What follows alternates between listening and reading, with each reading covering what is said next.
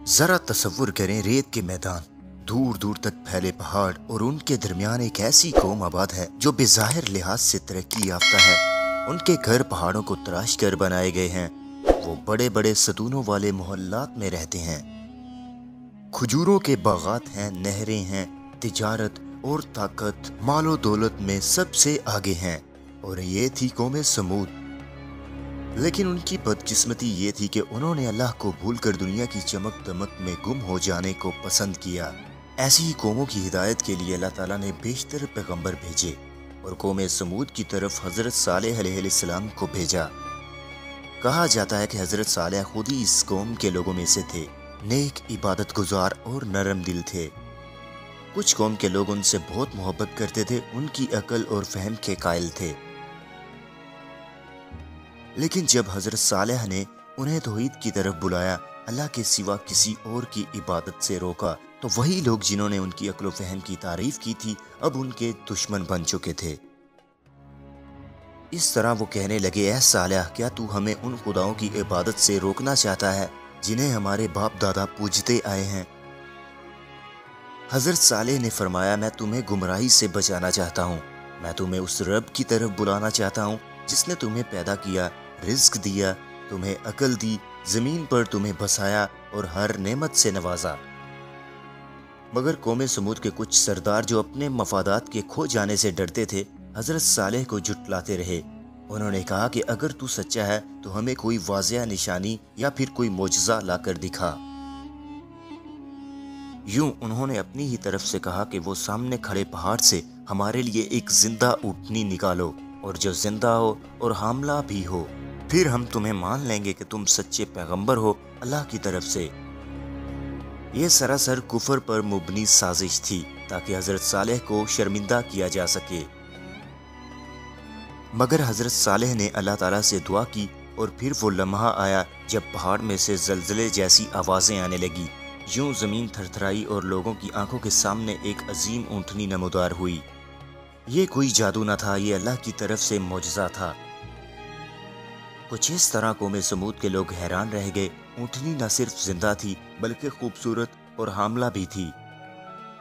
हज़रत सालेह ने फरमाया, ये अल्लाह की तरफ से तुम्हारे लिए एक निशानी है, इसे कोई तकलीफ ना पहुंचाना। ये ज़मीन अल्लाह की है, ये ऊँटनी उसमें से जहाँ से चाहे चरे, घास खाए और जहाँ चाहे रहे। इसे घास वगैरह चरने से मत रोकना। और पानी में से एक दिन ये पिएगी और एक दिन तुम लोग पियोगे। जिस दिन ये ऊँटनी पानी पिएगी उस दिन उसका दूध तुम सब लोगों के लिए काफ़ी होगा। कौम समूद के लोगों ने कुछ दिनों तो इस मुआहदे पर अमल किया। जो दिन मुकर्रर हो चुके थे, यूं पानी की तकसीम तय हो चुकी थी। ऊँटनी आती और अपनी बारी पर पानी पी जाती और दूध इतना दे जाती थी कि सब सैराब हो जाते थे। मगर दुश्मनी अभी बाकी थी। वो सरदार जिसको हज़रत सालेह से दुश्मनी थी, उसने बोला कि ये ऊँटनी अगर रही तो लोग हज़रत सालेह की बात मान लेंगे और उस पर ईमान ले आएंगे। लिहाजा यूं उन्होंने एक मंसूबा बनाया। उन्होंने 2 आदमियों को चुना जिनमें एक औरत भी शामिल थी। उस औरत ने लोगों को लालच दी कि जो उस ऊँटनी को मारेगा वो उससे शादी करेगी, क्योंकि वो बहुत खूबसूरत नौजवान लड़की थी। इस तरह एक बदबख्त नौजवान लालच में आ गया। यूं एक रात ये जवान और कुछ लोग छुपकर ऊँटनी के पास गए। पहले उसे जख्मी किया, फिर उस बेचारी ऊँटनी की टांगें काट दी और आखिरकार मार डाला। ये अल्लाह ताला की निशानी का कत्ल था। जब हज़रत सालेह को इसका इल्म हुआ तो उनका दिल तड़प गया, चेहरे पर गम के आसार आ गए। उन्होंने कौम समूद के लोगों से फरमाया कि तुमने अल्लाह की निशानी को कत्ल किया है, अब तुम्हें अल्लाह की तरफ से अज़ाब आएगा। यूं आप अलैहिस्सलाम ने फरमाया कि तुम्हारे पास 3 दिन की मोहलत है, फिर फैसला होगा।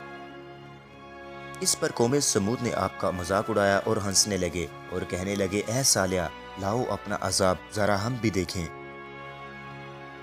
यूं पहला दिन आया। कौम समूद के लोगों के चेहरे जर्द हो गए और लोगों के दिलों में बेचैनी पैदा हुई।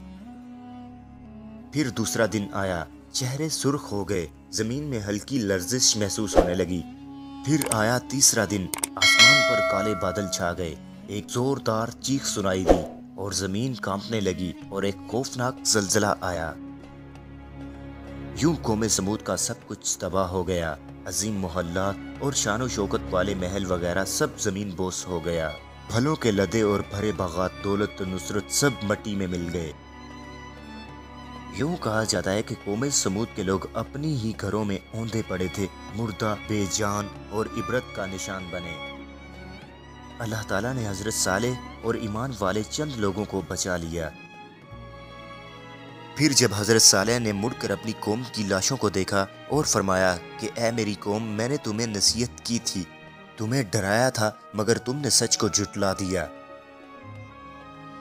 یوں کہا جاتا ہے کہ جس قوم نے بھی اللہ کے پیغمبروں کو جھٹلایا اور اللہ کے دین کی بغاوت کی، ان پر عذاب آیا اور ان پر اللہ تعالیٰ کی سخت پکڑ تھی۔ تو لہٰذا ہمیں بھی چاہیے کہ قوم سمود کے لوگوں کی عبرت سے نصیحت حاصل کریں اور دین کی راہ پر چلتے رہیں۔